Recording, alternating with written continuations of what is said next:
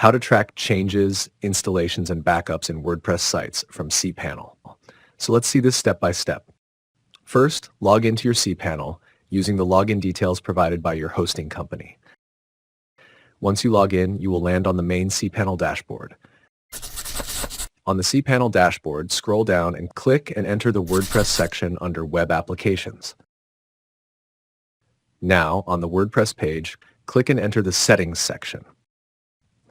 Now, look at the left side of the screen and click on Logs. Here you can see all the activities that have taken place in your WordPress sites.